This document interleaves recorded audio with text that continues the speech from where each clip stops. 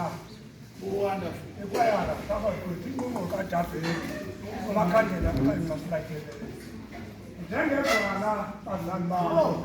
Njengegwala ilanto ndisa, igwala liyamisa.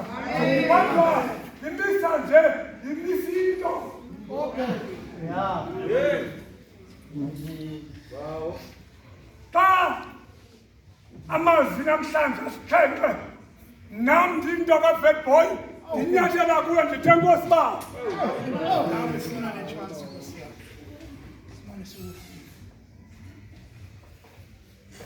Namhlanje kula mazwi ndiwanikiweyo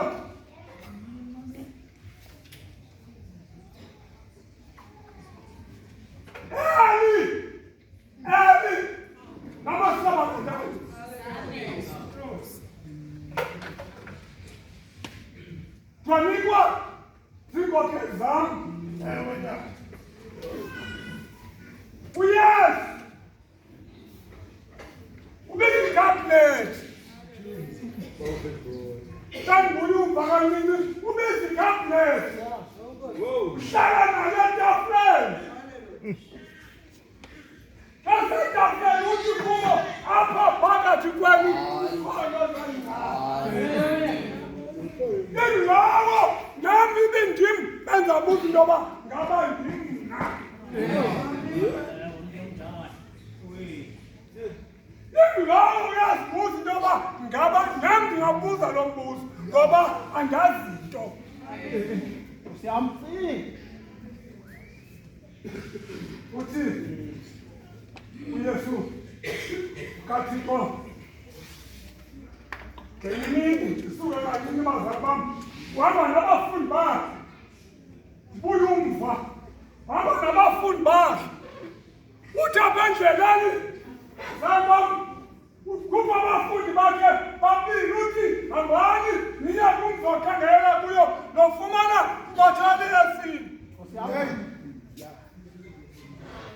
nifike nilikhulule kodwa ubani othe wanibuza nilisazi lithi yafuneka enkosini njengepapa njengepapa yes ubheke emnqamlezweni kodwa la madoda msemnqamlezweni ayabona into yoba uyasindwa ngulo mnqamlezweni bakwindoda ethile akamnceda uthi abe usibone ubambile lo mnqamlezo uyabona uba uYesu yasindwa uthi le ndoda nyathela apho nyathela khona ukwazi uba ungabukho ubunzima bomnqamlezo.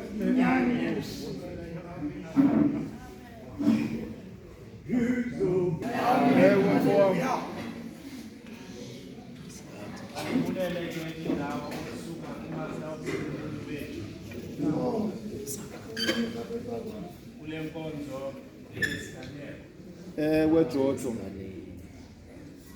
Kumazwi asixhenxe.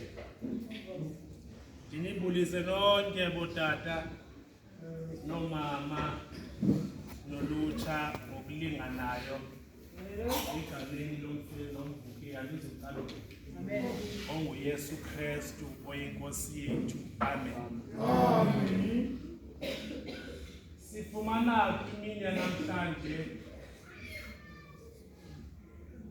ilizwi ekuthiwa ndizolingqina ngokubhalwa nguMateyu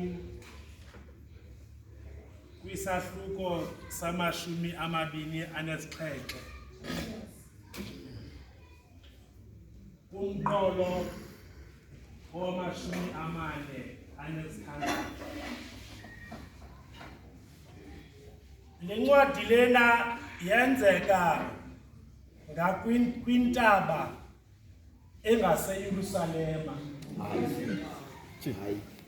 Le ntaba lena yintaba eyokhakhayi. Le ntaba yintaba eyaseGolgotha ezele ngamathambo abantu. Babesithi basakubona bethatyathwa besisiwa kule ntaba. Yeah.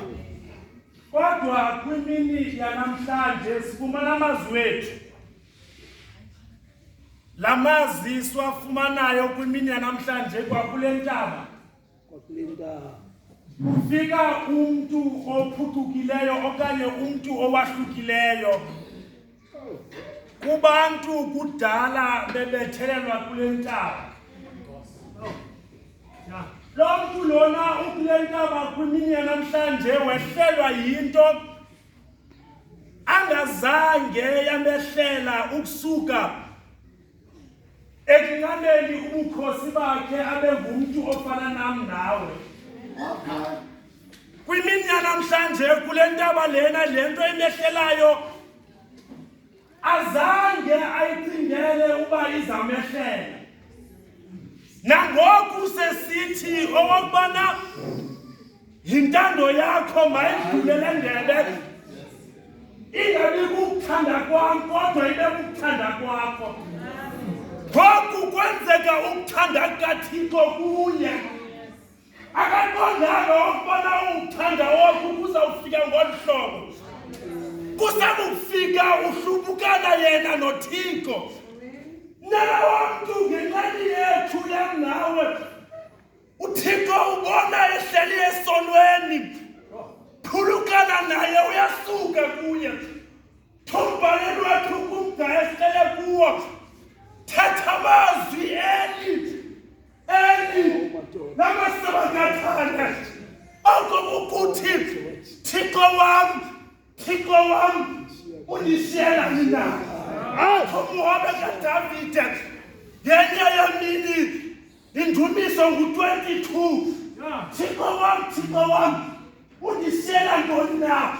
Kudala ngicela ubusuku nemini kuwe, kodwa wena awuphenduli kum. Zalisekisa lo mazwi ngoku kushiwa ithemba emathandeni elikhoyo kuthi aliyazi le nto le emehlelayo ngenxa yokubana kuyaxulaniswa uthe umbhaleli wethu ngenye yemini okubana sekuthiwa zibomvu kodwa ziyahlambeka. Ngomgama lenkosi nali ithemba ngoku elisibonisayo ukubana siyahlanzwa ke ngoku ngenxeni yethu ude njengoba encanyiwe waziswa yena uncanywa ngoku ubuyena uncanywa yena ngutata wakhe uThixo. Malibongwe igama lenkosi. Nam ke andizuba mde ngenkosi igama. Amen.